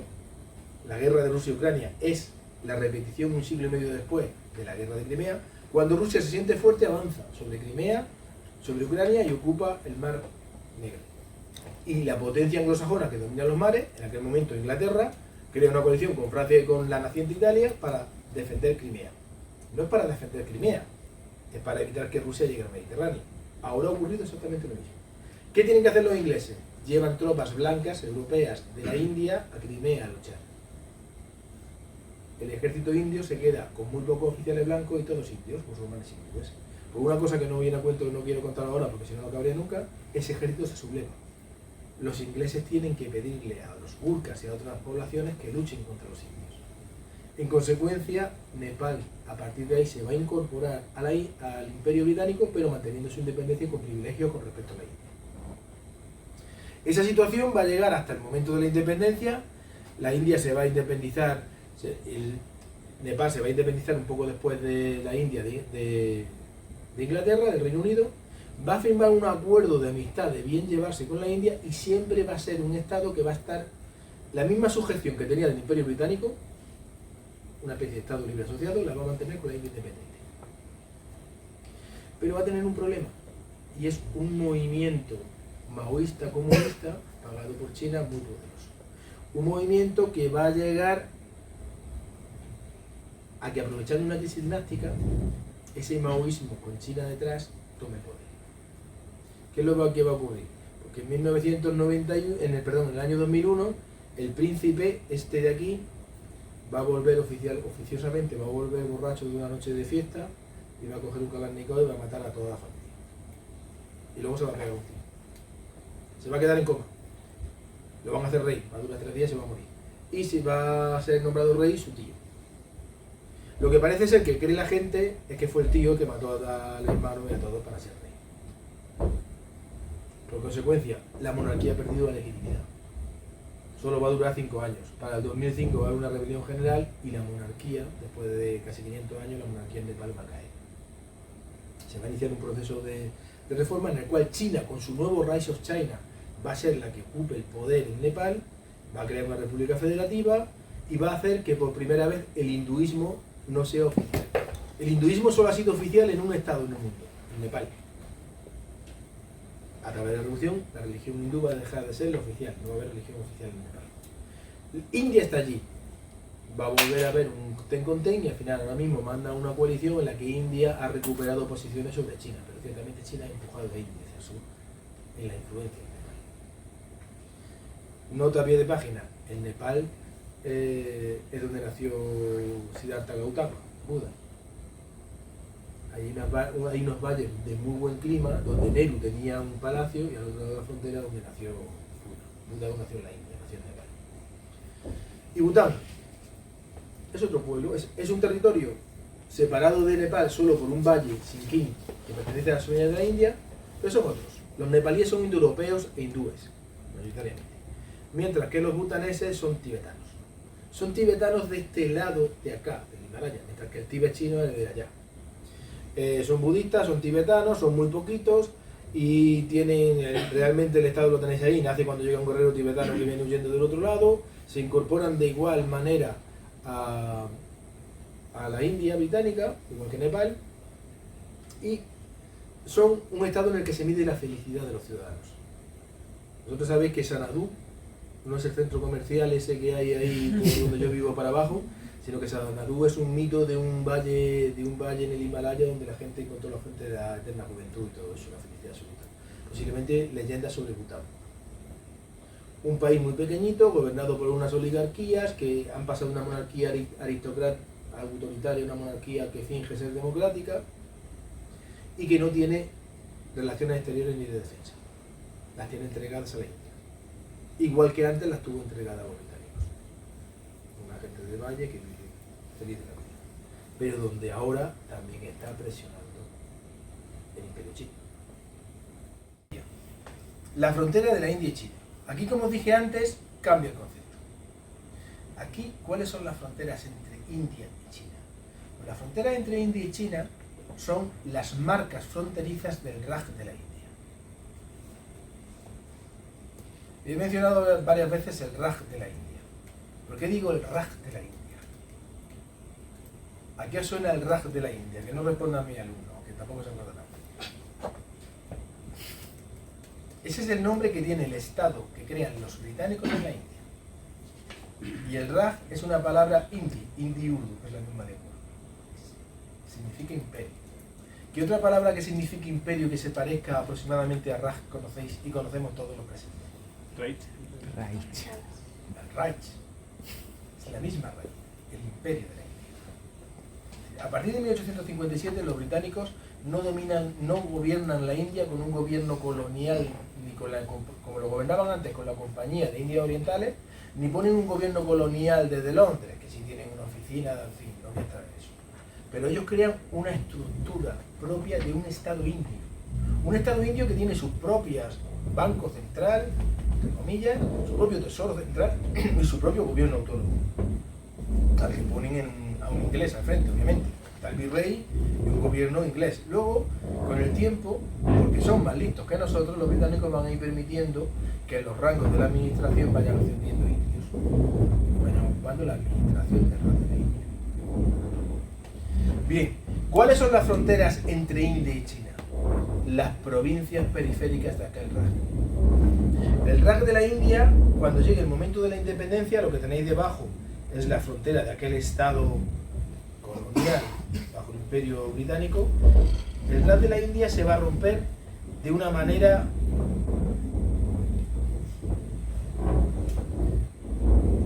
que me estoy distrayendo. El Raj de la India no va a llegar a la independencia de una manera suave, sino que se va a romper. La India la inventan los británicos. Los británicos son los que llegan al continente indostánico y dicen todos sois iguales. De oscuro, de raro. No, yo es que soy brahman y este es Dalit. Igual de negro. Yo es que soy bengalí y este habla punjabí. Misma jerga comunes. Yo es que soy musulmán y yo hindú. Igual de turbante lleva. Parodio, para que me entendáis. Son los indios los que al crear una administración única crean el concepto de India. Y funciona. Funciona también que las élites indias toman conciencia de ser indios. Los indios no son pobres. Hay muchos pobres, pero las élites indias son ricas. Los indios no son personas en distinto nivel evolutivo que los británicos. Estoy diciendo esto tan complicado porque todos los sinónimos que me salían son impronunciables y más si me están grabando. La India no es América cuando llegan los europeos, que hay 3.000 años de evolución. Los europeos llegan con máquinas del futuro. Cuando llegan los europeos, los castellanos a América, es como si cuando lleguen los extraterrestres aquí. Por eso en las guerras hay un español que muere y 50.000 indios. Los que llegan a una tecnología, como cuando vengan los extraterrestres aquí. En la India no. En la India, ¿qué hay? Igual que en el mundo árabe. Simplemente gobiernos efectivos con tecnología efectiva que ha sufrido la revolución industrial.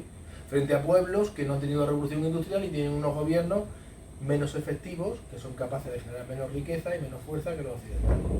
En cuanto que los indios estudian en los colegios británicos, aprenden nuestra tecnología, la India empieza a crecer. Y se genera un nacionalismo indio, que entre otras cosas dice lo mismo que se dice ahora en el Estado español, en el Estado estatal. Inglaterra nos roba, la India genera tanta riqueza e Inglaterra solo invierte en la India tanto. Lo mismo, los nacionalismos son iguales en toda época. ¿Qué hacen los ingleses para romper ese frente nacionalista indio? Inventan el comunalismo. ¿Qué es el comunalismo? Empezar a decir a la gente que su identidad está en la religión. Si tú eres musulmán no puedes apoyar a los hindúes. Si tú eres hindú no puedes apoyar a los musulmanes. Eso lo alimentan y lo inventan los ingleses para dividir a esa élite indias que empiezan a ser nacionalistas y que empiezan a soñar con una India unida e independiente de Inglaterra. Cuando llega la división, ha surgido un movimiento musulmán que crea una idea, que es Pakistán. ¿Qué es Pakistán? El país de los indios musulmanes. Pakistán en hindi, en urdu y en sánscrito, que es la lengua madre de la lengua hindi-urdu, que es la misma, la diferencia que se escribe en indios de Bari o se escribe con grafía persa, significa país de los puros.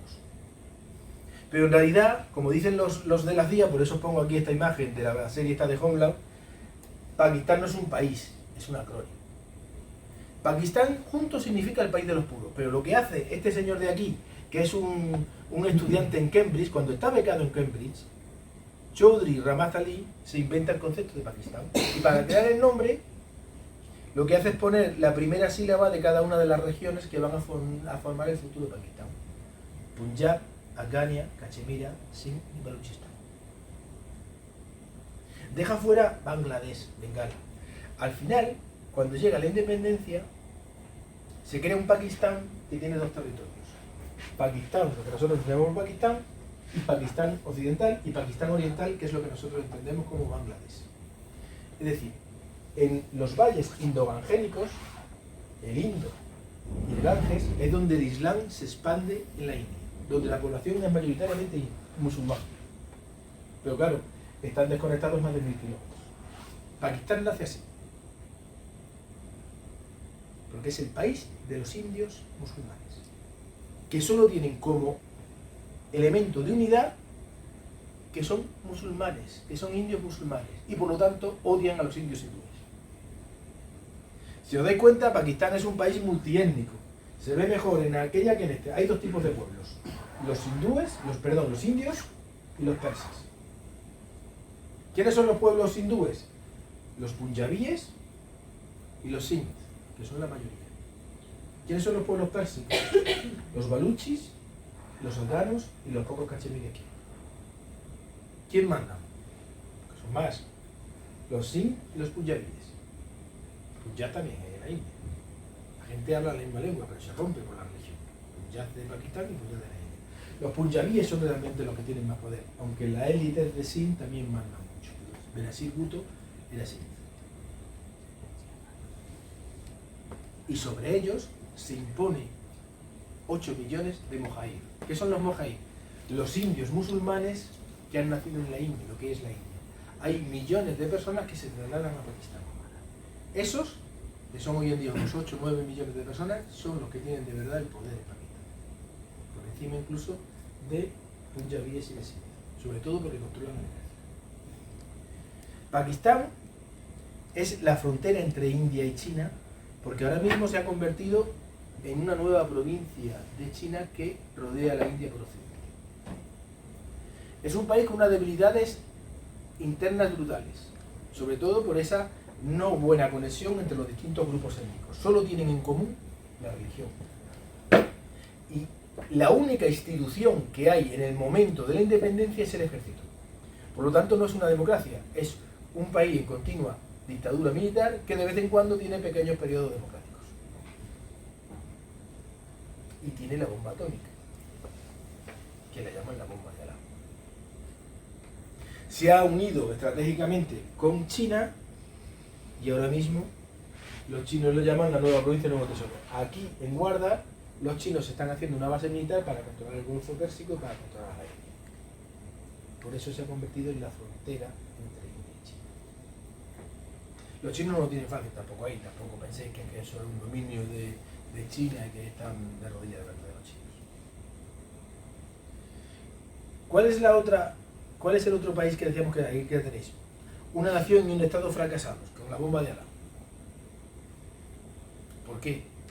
Por eso que os digo. Un país con un gobierno islámico que tiene la bomba atómica, pero que tiene que controlar a una población más islamista. Y para controlar a esa población más islamista que el gobierno, tiene que hacer políticas de islamismo. En Afganistán todo el mundo sabe que el enemigo no son los talibanes, es Pakistán. Y sin embargo Pakistán era aliado de Estados Unidos. De China. Un auténtico avispero muy difícil que merecería un seminario para eso. ¿Qué es lo que ocurre? ¿Cuál es la siguiente frontera entre India y China? Bengala, Bangladesh. Bangladesh nace como Pakistán Oriental. Y está 30 años así, desde 1947 hasta el 71. Desde 40, 20 años largos. ¿Qué es lo que ocurre en Bangladesh? Bangladesh está habitado por bengalíes. La capital de Bengala es Calcuta. Bengala en realidad es el doble de territorio. Aquí se fueron todos los musulmanes, todos los hindúes, y aquí se fueron todos los musulmanes. Es un territorio muy pobre y muy densamente poblado. Pero antes tenía más población y más renta per cápita que Pakistán Occidental. Y sin embargo los que mandaban eran los de Pakistán Occidental. Los de Karachi, los punjabíes, decían ellos. Los punjabíes son más altos, más guapos, hay de todo. Son otro cuerpo más persa, más alto, más guapo, más... Y eran tremendamente racistas, despectivos con los bengalíes, que eran más bajitos. Entonces tienes, los bengalíes sienten como auténticos extranjeros a los punjabíes, que además los desprecian. Eso va a provocar una insurrección en 1971 que va a ser apoyada por Indira Gandhi en aquel momento en la India y va a conseguir la independencia de Bangladesh. Sin embargo, eso no va a hacer que India tenga influencia sobre Bangladesh, sino que Bangladesh se va a ir convirtiendo en lo que ahora conocemos, un país pobre, muy superpoblado, con muchos problemas y hostil a la India. ¿Por qué? Porque la única razón de Bangladesh de existir es que odian a los bengalíes hindúes. Y por extensión a todos los indios hindúes. La identidad aquí se basa sobre la religión. Porque además estas divisiones han sido brutales. Es decir, cuando Bengala se partió en dos, todos los hindúes que estaban en tierra en la parte de mayoría musulmana fueron asesinados y las mujeres violadas, y todas las musulmanas y hombres que habían en la parte hindú le pasaron lo mismo. Son unas rupturas brutales. Bangladesh se queda ahí colgada de la brocha y en esa llega el Rise of China. China está invirtiendo enormemente y trasladando fábricas de todo apoyando a Bangladesh, con lo cual lo convierte en otro fuerte para vigilar a la India. Y debajo tenemos Sri Lanka, la isla de Ceilán. Esto también es, no tenemos aquí ningún mapa, es una cosa bastante curiosa. La isla de Ceilán está poblada mayoritariamente, le dan los nombres los cingaleses, aquí lo tenéis a veces, los cingaleses, que son un pueblo indoeuropeo y budistas. Por eso no son de la India. Hay un momento en la India, con el imperio de Asoka, ahora hay una serie de Asoka, ¿no? El emperador Asoka conquista la India a sangre y fuego. Y una vez conquista toda la India y la unifica, hace como Antonio Flores cuando cantaba No volvería a usar la violencia. Tiene una iluminación, después de haber matado hasta el apuntador, decide que ya nunca más. Y se convierte al budismo. Y convierte a todo el mundo al budismo, por decreto. Lo que pasa en la India, los líderes de la religión hindú pactan con el pueblo, pactan con las élites del pueblo, a las cuales tenían discriminadas, generan un nuevo sistema de castas y consiguen que todo el mundo en la India se vuelva a convertir en hinduismo. Pero no en Ceilán. En Ceilán, uno de los hijos de Asoka llega a predicar y lleva el budismo, y la isla se queda como budista. De hecho, a la isla le llaman el diente, o la lágrima de la India, o el diente del mundo. Tienes un pueblo indoeuropeo budista. Los indoeuropeos en la India están en el norte, no en el sur. En el sur, ¿qué hay? Dravidianos. ¿Qué son los dravidianos? Los pueblos primigenios antes de que llegaran los indoeuropeos.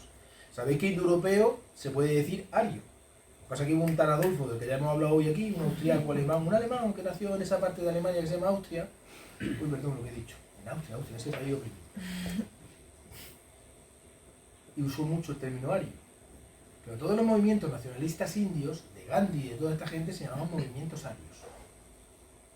Los indoeuropeos, antes llamados arios, están en el norte. En el sur hay dravidianos, que son las lenguas y los pueblos previos a las invasiones arias. Uno de ellos es el pueblo tamil. El pueblo tamil vive en la punta de abajo de la India y en la parte norte de la isla de Ceilán. La historia de Ceilán es la continua lucha de ese pueblo tamil, hindú, contra los dominadores de la isla, que son todos ceilaneses y budistas.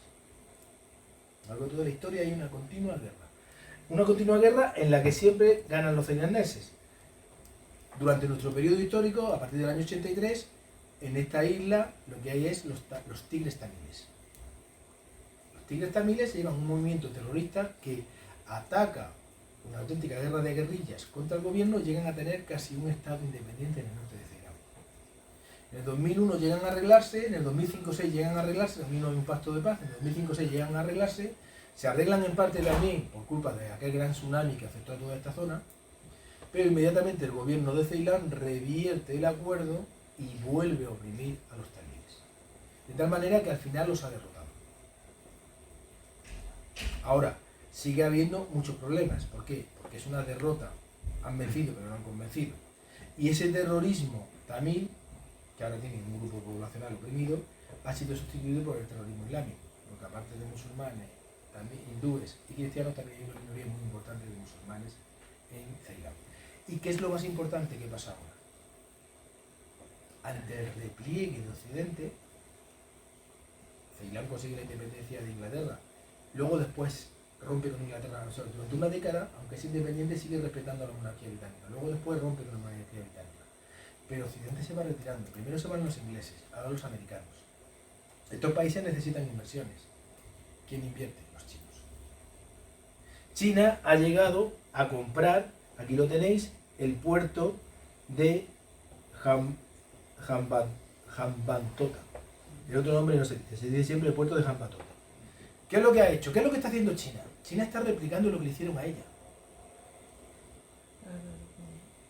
Es decir, yo tengo un hilo en Twitter que se llama Señores de Guerra Chinos, donde explico qué pasa con China cuando China pierde su soberanía, como yo siempre digo últimamente.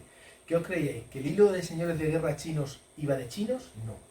El hilo de Señores de Guerra Chinos va de lo que le pasa a los países que pierden su soberanía, como nos va a pasar a nosotros, como nos ha pasado de hecho a nosotros. Lo que pasa es que las consecuencias se irán desplegando en los próximos años y décadas.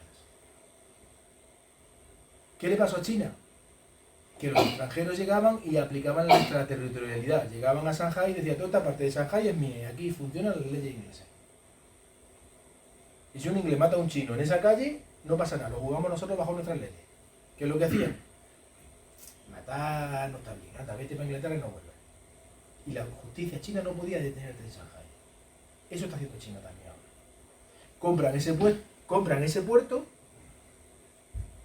meten un montón de dinero en el Estado, se produce una deuda brutal que el Estado no puede pagar, y ahora tenemos que en 2019 se ha producido, después del atentado de Pascua, en el 2020, perdón, se han producido una serie de revueltas que han derrocado al gobierno y han impuesto otro gobierno. Pero ha habido otro gobierno que inmediatamente ha pactado con China.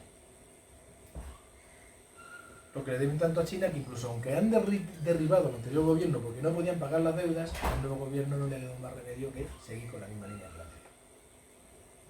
Por lo tanto, fijaos que tenemos un auténtico cerco estratégico sobre la India, Pakistán, Bangladesh y Ceilán. Y no vamos a hablar, porque no lo considero frontera, de Myanmar, Birmania, que es exactamente la misma situación. Otro estado que pertenecía al Raj de la India y ahora mismo está totalmente bajo la bota china. Por su bien. Bien, las fronteras entre China y Japón. Esto se merecería 4 clases solo de ello. Corea, la península de Corea y Taiwán. ¿Qué es Corea? La Polonia del Este. Un país, un pueblo país, una nación estado, una nación que puede crear su estado, porque es un pueblo homogéneo con conciencia de sí mismo, aprisionado entre dos inmensos imperios agresivos.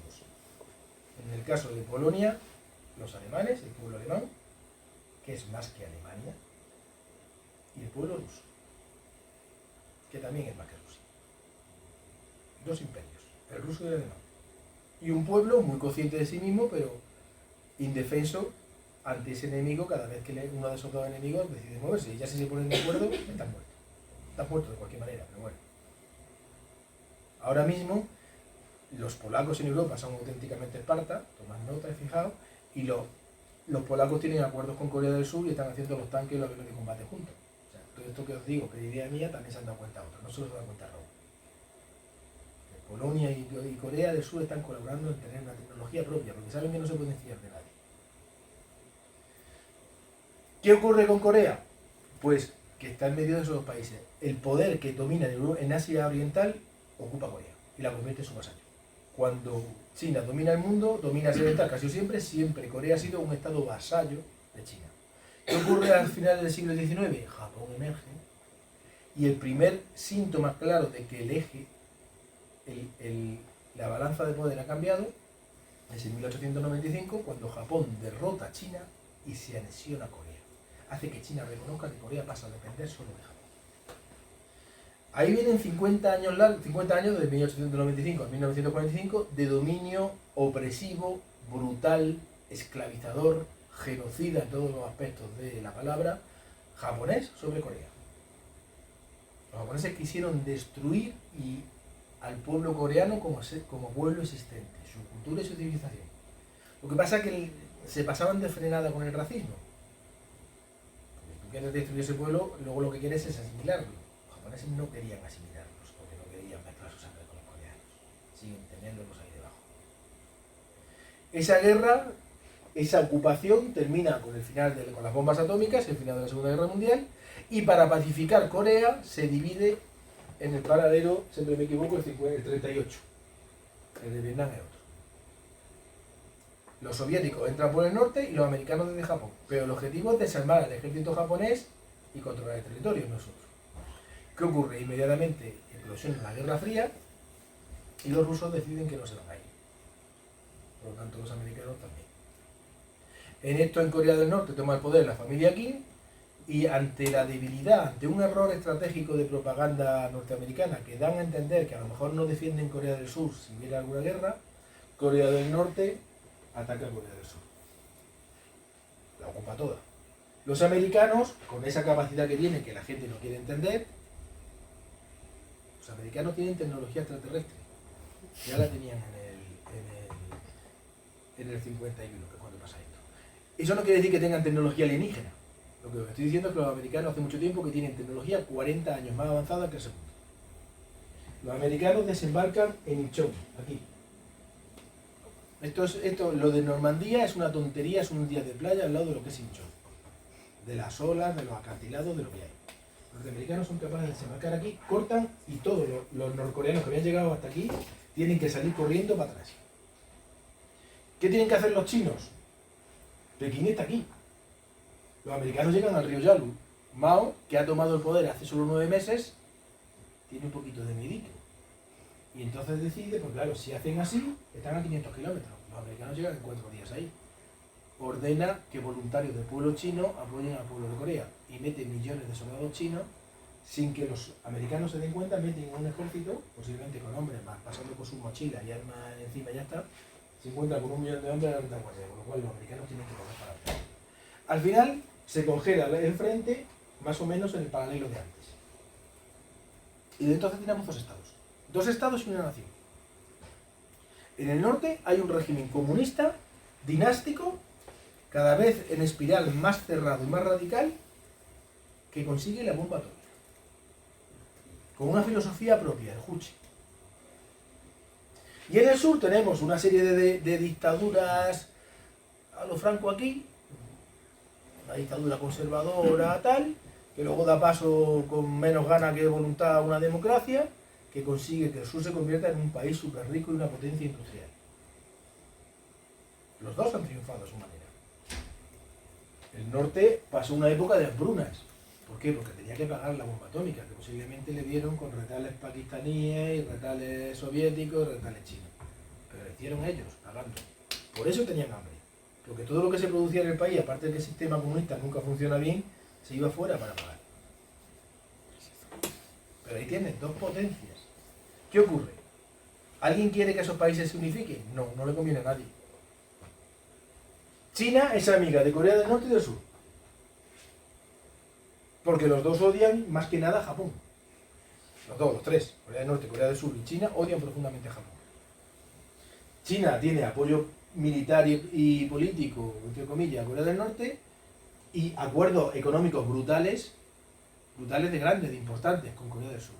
Una alianza estratégica. Los coreanos prefieren negociar con los chinos comunistas, entre comillas, antes que con los japoneses. Pero Corea del Norte es amiga de China y de Rusia, pero prefiere a Rusia. ¿Por qué? Los chinos son demasiado parecidos. Si tú te echas en manos de China, terminarás siendo chino. Si tú quieres seguir siendo coreano, apóyate mejor en Rusia. ¿Qué está aquí? Esto es Rusia. No penséis que está yendo a Moscú, que es que la geografía engaña, que Rusia empieza aquí. Que Rusia y Corea del Norte tienen frontera directa. Estados Unidos le viene bien el status quo. Estados Unidos prefiere a Japón. Y no quiere bajo ningún concepto una Corea con el dinamismo económico del sur, la bomba atómica del norte y amiga de China.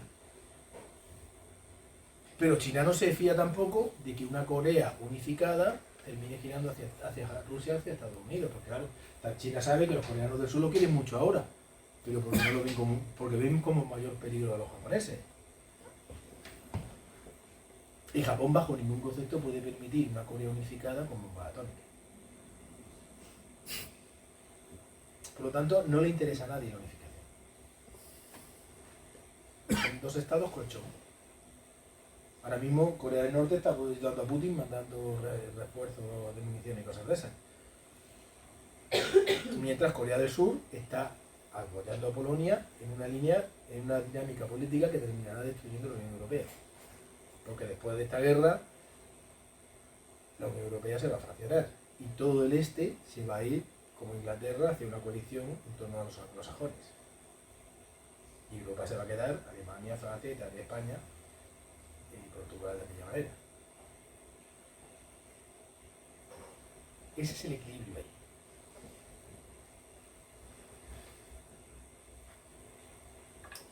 ¿Y Taiwán? ¿Taiwán qué es? Taiwán oficialmente se llama la República de China. En un pasaporte taiwanés pone Taiwán en grande y en occidental, en grafía latina. Y en chico pone unas cosas en chino. ¿Qué pone en chico? En chico y en chino. República of China. ¿Por qué lo pone en chino? Para que no se entienda.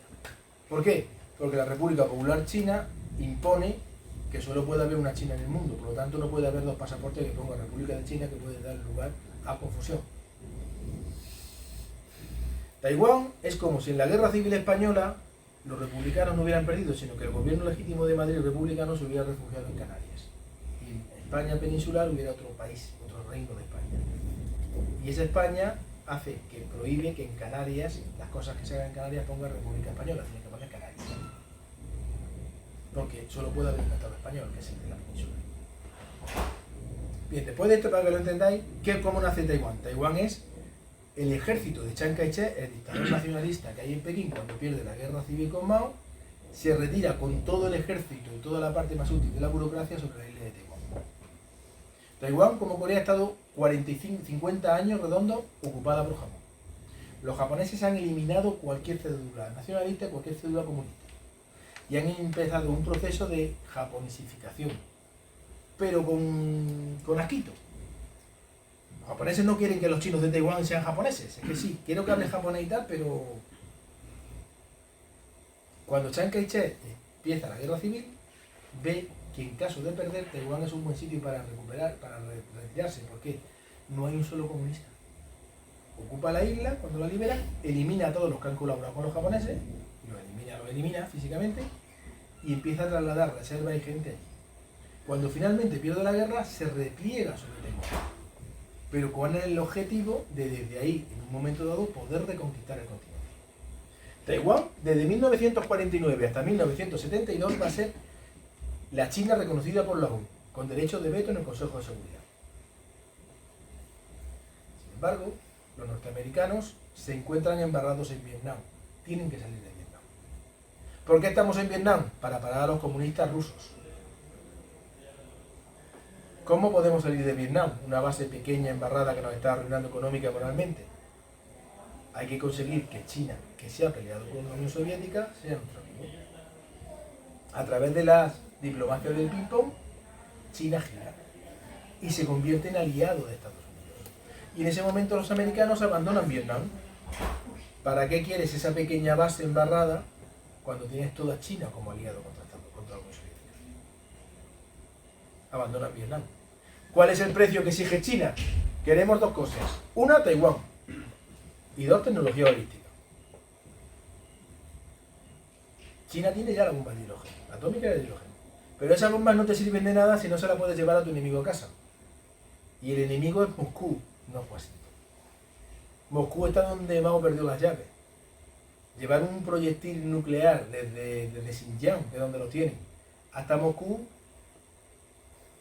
es hacer un cohete que va a la luna. Esa tecnología la tienen los americanos. Van a engañar a China. Le van a prometer las dos cosas. Bueno, necesito una tercera cosa, que es inversiones para dinamizar la economía. De las tres cosas, los americanos solo le van a dar una. Dinero a mansalva para convertir a China en la fábrica del mundo.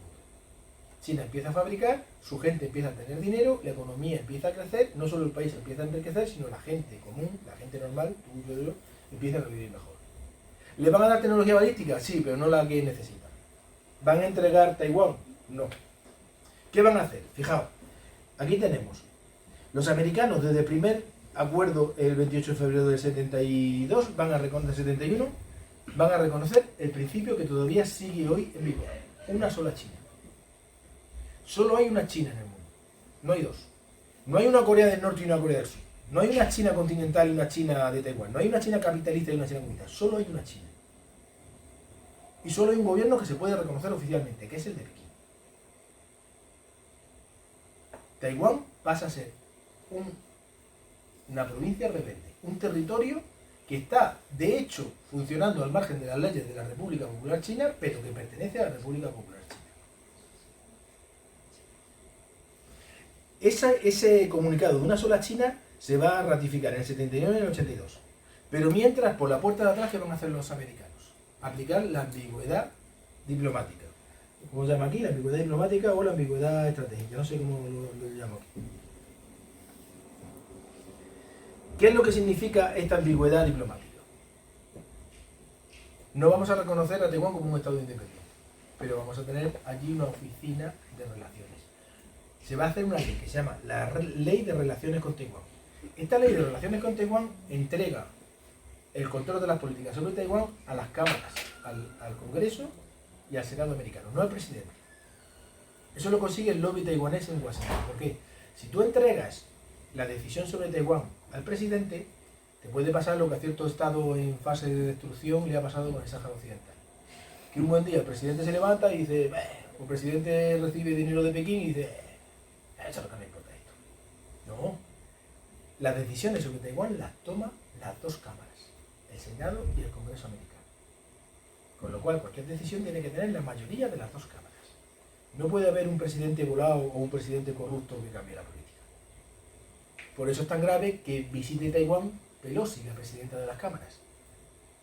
Porque es la responsable real, no es el presidente Biden ni el presidente Trump. Es la Pelosi, es la representante. Primero eso, la ley de relaciones con Taiwán. Segundo, las 6 garantías. En el momento en el que los 82 firman la alianza total con China, los norteamericanos, bajo cuerda, le dan 6 garantías a los taiwaneses, a los chinos nacionalistas de Taiwán. ¿Cuáles son esas garantías? En esencia, que le darán el doble de armas que le den a China. Que por cada cosa que le den a China, le van a ellos a dar un poquito más. Sobre todo en términos militares. En medio, en el 79, cuando llega Deng Xiaoping, manda el mensaje a los compatriotas de Taiwán. Y se vive una época dulce entre los dos países. Taiwán reconoce el principio de una sola China. Lo que pasa es que Taiwán dice que la única China que existe es la que representa a Taipei, mientras que Beijing dice que la única China que existe es la que representa a Beijing. Pero ninguno de los dos discute que solo hay una China en el mundo, que no hay dos países chinos, solo hay uno. Ese mensaje de los compatriotas de Taiwán va a venir con la gran oferta de la China popular a China, que es a Taiwán, que es un país, dos sistemas. ¿Qué es lo que ofrece Deng Xiaoping? Que sigue siendo la principal oferta de China a Taiwán.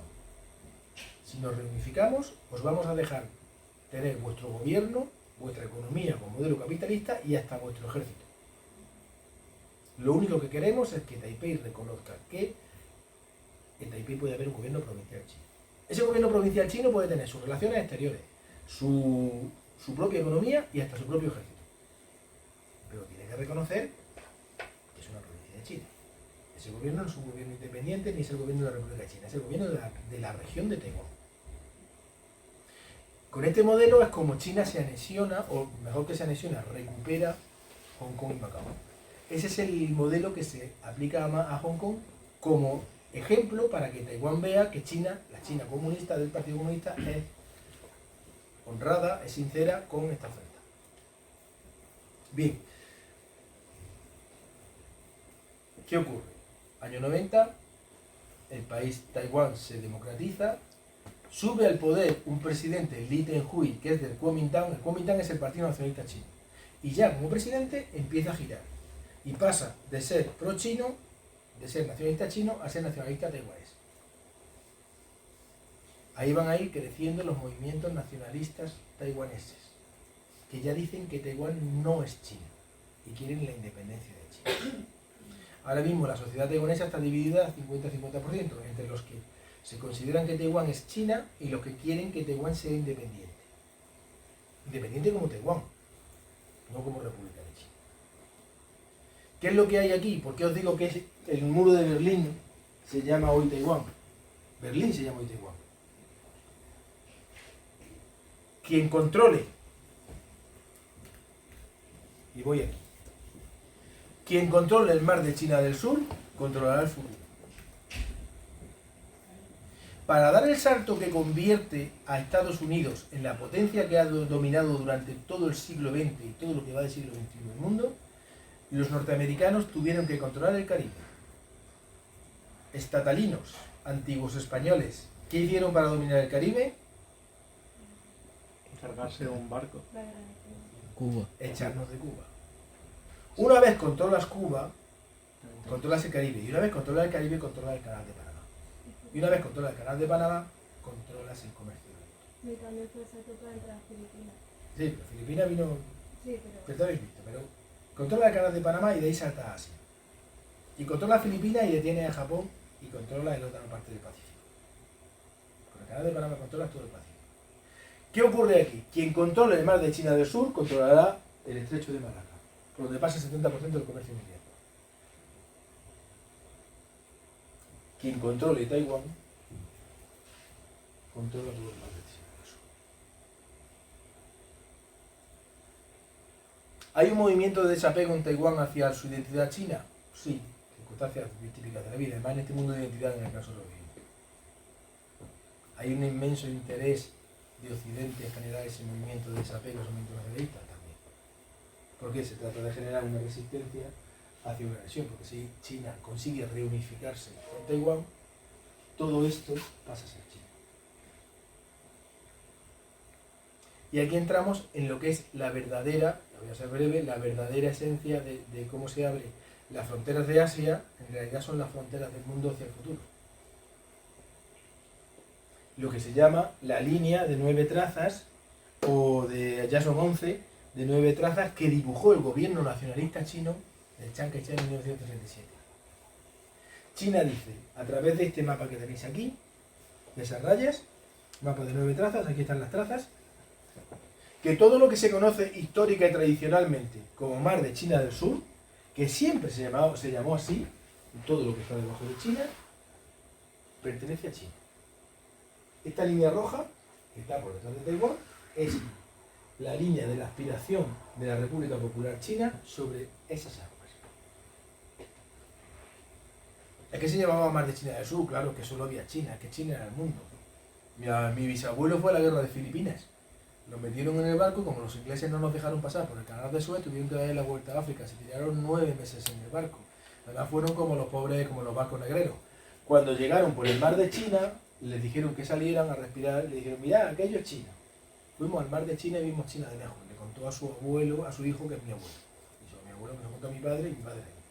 Fue la única vez que vieron que los sacaron de las bodegas, como los barcos negreros, los llevaron. Claro, siempre se había llamado así, pero es que China tiene abiertos conflictos territoriales con todos y cada uno de los países que hay en esa ribera del mar de China del Sur. Lo tenéis aquí, mirad. Con Indonesia, lo más importante es con Vietnam. Con Vietnam. Es con Vietnam y con Filipinas. Con Filipinas tienen las islas Spratly y las islas Paracel. Aquí está mejor explicado. El área está como de Mar de China del Sur, incluye las Paracel, los Paracel son las Spratly, varias áreas, incluyendo las Islas Prata, varios bancos de tierra, varios todo esto. Aprovechando la guerra de Vietnam, antes de que Vietnam del Norte tomara Saigón, en operaciones de comando, el ejército chino tomó todas estas islas que tenéis aquí, las Paracel y otras que hay por aquí abajo, que eran vietnamitas. Eran de Vietnam del Sur y antes que Hanoi lograra tomar Saigón y se estableciera una soberanía vietnamita, los chinos ocuparon las islas, militarmente, matando a los soldados vietnamitas que había. Le han quitado toda la isla de Vietnam. ¿Qué pasa con Filipinas? Tenemos todas estas islas de aquí. Los filipinos son incapaces de contrarrestar el poder chino. ¿Qué es lo que hacen? Lo mismo que hace nuestro Estado, creer que la justicia internacional existe y se van a la Haya. Van a la Haya y llevan documentos que demuestran que las islas son suyas. ¿Qué documentos demuestran que las islas son suyas? Los documentos de esa nación que ahora dicen que no existe, que nunca ha existido. Esa que habla la lengua de las bestias, que decía un líder catalán. ¿Cómo se llama esa nación? ¿Esa nación que murió, Sergio? España. A esos. Los filipinos tienen documentos de un pueblo, de una nación, de un estado que estuvo allí, que mandaba mucho, que eran como los españoles. Y llevan los documentos que demuestran que las islas Spratly, que el Scarborough Shoal, todo esto era territorio español. Una cosa que hubo en la península ibérica es España. ¿Y qué dice la Haya? Es cierto. En 1615 ya esos llamados españoles tenían esta soberanía. Como la soberanía de las Islas Filipinas y su demarcación territorial es herencia directa de aquellos territorios españoles, esto pertenece a Filipinas. ¿Y qué dice China? Venga por ellas, en cuanto como. En las relaciones internacionales, y esto es el realismo, en relaciones internacionales, no sé de aquí habrá venido alguno de relaciones internacionales. En relaciones internacionales todo es poder. Y lo demás son tontadas o placebos para débiles. ¿De qué me sirven 8 resoluciones de la Haya si tú vienes a por las para hacer y te voy a partir a hacer? Cornullo apaleado. Pues eso. Entonces, China tiene contenciosos con absolutamente todos y va llevando a cabo una política de ocupación real. Es decir, las Scarborough y las Spratly no son islas realmente. Son atolones que a veces afloran. Y la mayor parte del tiempo están bajo el agua, pero están muy poquito por debajo del agua. Por ahí no pueden pasar los barcos. ¿Qué están haciendo los chinos? Están construyendo islas artificiales. Van a esos territorios, cogen varias de estos islotes que están bajo el nivel del mar, justo al nivel del mar, los recrecen, los unifican y crean bases militares con aeropuertos y puertos. Y van ocupando todas las islas. Y nadie puede detenerlos. Esta es la gran frontera actual de Asia, que marca el futuro. Todas esas regiones, todos esos países son conflictos congelados. Están ahí, latentes. Algunos no están congelados, pero no van a ir más allá. El eje de verdad, la verdadera frontera de Asia y del mundo es esta. Esa expansión de China por mar de China del Sur y el control. Quien controle este mar, y el punto clave es Taiwán, controlará el futuro. Por eso Taiwán, por eso Berlín hoy se llama Taiwán. No vamos ya, que tendrán ustedes familias, ¿no? Muchas gracias a todos por venir. Si alguien no ha firmado, que firme, ¿vale? Y recordad, no hago viejo en el trabajo. Yo lo que voy a querer sobre todo es asistencia y ya si hay participación ya la leche. Gracias.